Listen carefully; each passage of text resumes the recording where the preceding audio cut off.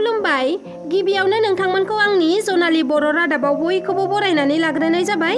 दिनै 2023 मायथाइनि 15 डिसेम्बर। नोंथांमोननि थाखाय आं सानजौफुनि रादाब लानानै फैदों। अन्नानै नोंथांमोना रादाबखौ जोबजासे नायलांगोन होनना मिजिंथिबाय। हिन्जाव खारनाय आरो गोमानाया गोदान बाथ्रा नङा।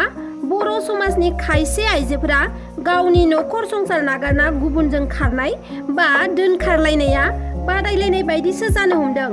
थिग बेबादिनो फिन बे खेबावबो फिसाय गैयैखौ खाबु लानानै सासे आइजोआ गावनि आंगो फिसाखौ गारनानै बहाबा खारखुमाना दं। बिश्वनाथ जिल्ला बालिसां ओनसोलनि बावरागुरि गामिनि मंगलसिं नार्जारिनि बिसि सस्मिता स्वर्गियारिया थांनाय नबेम्बर दाननि 13 खालार खालिनिफ्रायनो बहाबा खारखुमाना दं। फिसाय मंगलसिं नार्जारिया फोरमायथिनाय बायदिब्ला बिथाङा आन्ध्र प्रदेशआवसो खामानि मावनानै दंहैयोमोन। बिनिफ्राय फैफिननायनि सानसे सिगाङावसो बिसिखौ खारदों होनना बिथाङा फोरमायथिदों। आरो सस्मिता स्वर्गियारिया फरायफुबाय थानाय सासे 5 बोसोरनि फिसाज्लाबो दं, जाय गथ'आ बिमाखौनो गारनो हायाखै। बेबादि गथ'खौनो गारनानै खारदों अन्थाइ बिखा बिमाया। सस्मिताया जेरावखि थाया मानो गथ'खौ अननानै थाबैनो फैफिननो थाखाय खावलायहरदों फिसाया। आरो फिसायजों लोगोसे नखरनि सुबुं आरो गामिनि सुबुंफोराबो फैफिननानै फिसायजों अनज्लायना संसार जाफिननो थाखाय खौरां बिजोंनि गेजेरजों खावलायहरदों। बिसिखौ अरुणाचलाव थांदों होनना फिसाया खोनादों होनना बिथाङा बुंदों। दा बे बाथ्राया बेसेबां सैथो बेखौ मिथिना मोननाय जायाखै। बिनिखायनो बर'नि माहारियारि आफादफोरखौ सस्मिता स्वर्गियारिखौ बहाबा नुसनबायोब्ला हमनानै नखरसिम खौरां हरनो थाखाय खौरांनि गेजेरजों खावलायहरदों मंगलसिं बिथाङा। आरो जायनो बिथांनि बिसि सस्मिताखौ हमना हरनो हायो बिथांमोननोनो 10,000 दान बान्था होनो थाखायबो बुंथिदों मंगलसिं नार्जारिया। नोंथाङा जुदि सस्मिता स्वर्गियारिखौ बहाबा नुसनबायोब्ला 9395733205 बे मबाइल नाम्बाराव कल खालामनानै नखरसिम फोरमायहरनो हागोन आरो 10,000 रांनि दान बान्थाखौ नोंथाङा गोरलैयैनो लानो हागोन। बजालियाव मुगैथाव बुथारनाय जाथाय। बिदायानो गावनि फंबायनि आथोनखौ हास'नानै बुथारदों। बे जाथाया बजालिनि काटलापारायाव जानो मोन्दों। बिबाजैजों इनाय देहायारि सोमोन्दो थानायनि सन्देह खालामनानै बिदायानो फंबायनि आथोनखौ हास'नानै बुथारदों। बुथारग्रा बिदानि मुङा प्रान्जल रय आरो बुथारजाग्रा फंबायनि मुङा धनजित रय। बिफाया फोरमायथिनाय बायदिब्ला आबाद फोथाराव आबाद मावबाय थानाय समावनो बिदाया फंबायनि सायाव इनायै गाग्लोबनानै फंबायखौ बुथारदों। नाथाय फंबाय धनजित रयआ बिबाजैजों जेबो गाज्रि सोमोन्दो गैयामोन होननानै फोरमायथिदों बिफाया। उल्थायै बिबाजैनि आखुआसो गाज्रिमोन होननानैबो फोरमायथिदों। सिगांनि समावबो बिबाजैया गुबुन हौवाजों इनाय सोमोन्दो लाखिनायनि मुं दंखायो होननानैबो फोरमायथिदों। फंबायखौ बुथारखांनानै खारखुमानानै दंमोन बिदा प्रान्जल रय आरो बिथांनि बिसिया। बे जाथायनि बागै खौरां मोननानै पुलिसआ जाथायसालियाव नुजाथिफैयो आरो जाथायनि दायनिगिरि बिसि फिसाय सानैखौबो दायो पुलिसआ हमबाय आरो जाथायनि सायाव नायबिजिरनायखौ जागायजेनबाय। माहारियारि आरो हारिमायारि थाखोनि गेलेमु बादायलायनायाव मेडेल देरहासारनो हानाय बिटिआरनि सा 101 गेलेगिरिफोरनो 1 लाख राङै होदों बिटिआर सरकारा। Kankeshwar Narzary sports excellence award 2023 नि गेजेरजों सा 101 गेलेगिरिफोरनो 1 लाख रांनि बान्थाखौ गथायदों। कक्राझार जिल्लानि कालचारेल कमप्लेक्सआव मेहेरगोनां हाबाफारि खुंनानै गोबां गेलेगिरि बिथांमोनखौ बरायनायजों लोगोसे मान बावदों। लोगोसे बिटिआरनि मोजां सरकारि अफिसारफोर आरो सरकारि मावथिफोरखौबो बरायनाय हाबाफारि लादों होननानै फोरमायथिदों प्रमद बर' बिथाङा। लोगोसे बिथाङा फोरमायथिबावदों दि गोबां माहारियारि हारिमायारि थाखोनि गेलेनायाव मेडेल देरहासारनो हानाय गेलेगिरिफोर दं, नाथाय बिथांमोनखौ बावनानै थांनाय बायदि जाबायमोन। बिनिखायनो बिथांमोनखौ बरायनायजों लोगोसे 1 लाख रां बान्था होनाय जादों आरो उननि समावबो होलांगोन। मोनफ्रोमबो 3 बोसोरनि उनाव मेडेल देरहानाय बिथांमोननो बे बान्थाखौ होलांगोन होननानै फोरमायथिदों प्रमद बर' बिथाङा। गेलेगिरिफोरनो मान बावनायजों लोगोसे बान्था होनायखौ लानानै बिटिआर सरकारनिसिम गोजोननायखौ जासिहरदों बान्था मोनगिरि बिथांमोनहा। आरो गेलेगिरिफोरनो बेबादि मान होनाय आरो बान्था होनायजों फैबाय थानाय जोलैनि लाइमोनफोरा गेलेनाय बिथिङाव गोसो होगोन आरो गोजौ फारसे आवगायलांगोन होननानैबो फोरमायथिदों। फोरमायथिबावनो गोनांदि कनकेसर नार्जारि स्पर्ट्स एक्सिलेन्स एवार्ड 2023 नि गेजेरजों बान्था मोननो हानाय गेलेगिरिफोरनि मादाव क'क्राझार जिल्लानि थुनलाइ नार्जारि बिथाङा इन्टारनेशनेल गेलेनायाव सनानि मेडेल देरहानो हादोंमोन।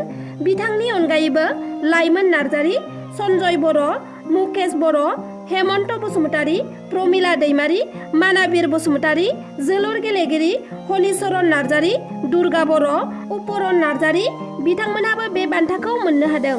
सोमोनांथाव गिलु-बालु जाथाय, चावमिनजोंनो बिस लोंनानै थैबाय सासे फरायसुलिया। सुनबारि प्रागति जातीय बिद्यालयनि थाखो 9आव फरायनाय फरायसुलि थामिनबा खाग्राबारि गामिनि थागिबि 13 बोसोर बैसोनि मीना रवि दासआ बेनि अनगायैबो गोब्राब जोखोम जादों। सुनबारि प्रागति जातीय बिद्यालयनिनो गुबुन सानै फरायसुलि 14 बोसोर बैसोनि साफिया एजास्मिन आरो 14 बोसोर बैसोनिनो नासिमा पाटिन मुंनि सानै फरायसुलिया मुलि लोंनायनि जाहोनाव गोब्राब थासारियाव गुवाहाटी मेडिकेल कलेजाव सानैबो फरायसुलिखौ फाहामथाय होगासिनो दं होनना मिथिना मोन्दों। मिथिना मोननाय बायदिब्ला थांनाय 8 दिसेम्बर शुक्रबार खालि बेलासियाव सुनबारि प्रागतिय जातीय बिद्यालयाव साथामबो फरायसुलिफोरा टिउसन लाहैदोंमोन। जेब्ला फोरोंनाया जोबो अब्ला थांनोसै समाव बर्डआव गाज्रि सोदोब लिरनानै गालांना न'आव थांदोंमोन। 9 दिसेम्बर सुनिबार खालि जेब्ला फरायसालियाव फोरोंगिरिया फैयो अब्ला बे गाज्रि सोदोब लिरनायखौ नुनानै फरायसुला फरायसुलिफोरनि गेजेराव सोंनायाव थाखो 6नि सानै फरायसुलिया थाखो 7आव फरायनाय मीना रवि दास, साफिया एजास्मिन आरो नासिमा पाटिनाखौ लिरदों होननानै बुङो। नाथाय फरायसुलि साथामा गिबियाव लिराखै होननानै बुंदोंमोनब्लाबो उनावहाय लिरदों होननानै बुंनानै लायो। बिनि उनावनो साथामबो फरायसुलिफोरा फरायसालि खाथिनि कालपानि बाजाराव फैनानै चावमिनजों बिस लोङो। बिस लोंना देहा गाज्रि जानाय साथामबो फरायसुलिखौ फाहामथाय होदोंमोनब्लाबो सासेखौ बासायनो हायाखिसै। फरायसालिनि फोरोंगिरिया मिथिहोनाय बायदिब्ला फरायसुलि साथामखौ जेबो मेन्टेलिटि हेरेसमेन्ट होआखैमोन। नाथाय हरखाब साथाम फरायसुलिया बेबादि बिस लोंनायाव सोमोनांदों। फारसेथिं मीना रवि दासनि न'खरा फरायसालिनि सामलायगिरिनि माबाफोर नारसिननाय होनायनि थाखायनो बेबादि खामानिखौ मावदों जानांगौ होननानै अजद दैखांदों। बे समाव जाथाय जानाय जायगायाव बाक्सा जिल्ला पुलिस बेंगिरि उज्जवल प्रतिम बरुवाया नुजाथि फैनानै जाथायनि बागै नायबिजिरनो जागायजेनो। गोबाङानो हिनजाव गोनांखा हौवा आरो हौवा गोनांखा हिनजावफोरा गाव गावनि संसारखौ नागार गुबुन हौवा आरो हिनजावजों जुलि जायो। बेबादिनो गथ' गथायनि इयुन सिमांखौ सिफायनानै गोदान संसार नागिरना गोबां न'खरखौ आलाय-सिलाय खालामगासिनो दं सुबुंफोरा। नाथाय बे खेबनिफ्राय बेबादि गोदान संसार जानो एबा नैथि हाबा लानो थाखाय नोंथाङा गोसोबादि खालामनो हानाय नंला आरो उन्दै बैसोआव जुलि खालामनायनि हेंथायै आसाम सरकारा गोख्रों राहा लानायनि उनाव दा बे खेबाव नैथि जुलि खालामनायनि हेंथायैबो राहा लानो थाखाय थांखि लादों आसाम सरकारा। फैगौ फेब्रुवारि 2024 मायथाइनिफ्रायनो नैथि जुलि लानायखौ बन्द खालामनो थांखि लाबाय आरो बे आयेनखौ फैगौ फेब्रुवारि दानावनो आसाम एसेम्ब्लियाव पास खालामनाय जासिगोन होननानैबो फोरमायथिदों आसाम सरकारनिफ्राय। सोरनिबा हारि बा धोरोमखौ थांखिनानै बे आयेनखौ लाबोनाय जायाखै होननानैबो फोरमायथिदों आरो बे नेमखान्थिया गासैनिबो थाखायनो समान जागोन होननानैबो फोरमायथिदों। जुदि नैथि जुलि खालामोब्ला सिगांनिखौ आयेन बायदियै एंगारग्रोनो नांगोन अब्लासो नैथि जुलिखौ खालामनो हागोन होननानैबो फोरमायथिदों। बेनिखायनो जायफोर नोंथांमोना नैथि खेबनि थाखाय जुलि खालामनो सिमां नुदों बिथांमोना गाव गावनि बे सिमांखौ नागारनायानो गाहाम। नङाब्ला नोंथांनि हेंथायैबो गोख्रों राहा लानो हागौ आसाम सरकारा। आसामनि गिदिरसिन साख्रिया जाबाय SCS अफिसार। नाथाय आसामाव बे साख्रिखौ गोबाङानो रां होनानैबो मोननाय दं। जाय बिथांमोना रां होनानै साख्रिनि दरमाहा लागासिनो दं बिथांमोनहा गोबाङानो हमजाबोगासिनोबो दं। थिग बेबादिनो रांनि घुस होनानै APSC अफिसारनि साख्रि मावग्रा सानै अफिसारा हमजादों। हमजानाय सानै अफिसारनि मुङा जाबाय नितुमणि दास आरो रितु राज दले। बिसोर सानैबो APSC नि अफिसारमोन। बिथांमोना APSC नि रिटन एग्जामाव जोबोद खम नाम्बार मोननायखौनो रां होनानै नाम्बारखौ बारायनानै लादोंमोन। मिथिना मोननाय बायदिब्ला नितुमणि दास बिथाङा APSC नि रिटन एग्जाम होनाय समाव इंलिश साबजेक्टआव 200 नाम्बारनि मादाव 48ल' नाम्बार मोनदोंमोन। नाथाय बिथाङा रां होनानै 48ल' नाम्बारखौ 148 खालामनानै लादोंमोन आरो एडुकेसन साबजेक्टआवबो 200 नाम्बारनि मादाव बिथाङा 49 नाम्बारल' मोनदोंमोन। बेखौबो रां होनानै 149 नाम्बार खालामना लादोंमोन। बेल' नङा, आरोबाव ससियल'जि साबजेक्टआवबो 200 नाम्बारनि एग्जामाव 70 नाम्बारल' मोनदोंमोन। बेखौबो रां होनानै 100 नाम्बार खालामनानै लादोंमोन। लोगोसे गुबुन सासे रितु राज दले बिथाङाबो 200 नाम्बारनि एडुकेसन एग्जामाव 79ल' नाम्बार मोनदोंमोन। नाथाय रां होनानै 79नि जायगायाव 122 नाम्बार खालामनानै लादोंमोन। आरो बेनि अनगायैबो हिस्ट'रियावबो 200 नाम्बारनि एग्जामाव 127ल' नाम्बार मोनदोंमोन। बेखौबो रां होनानै 147 नाम्बार खालामनानै लादोंमोन। बेबादि रां होनानै APSC नि अफिसार जानो हादोंमोन बिथां सानैया। राकेश पालनि जोहै बिथांमोनहा बे साख्रिखौ मोनदोंमोन। नाथाय दायो गोख्रों नायबिजिरनायनि जाहोनाव राकेश पालनि जोहै बिथांमोनहा बे साख्रिखौ मोनदोंमोन।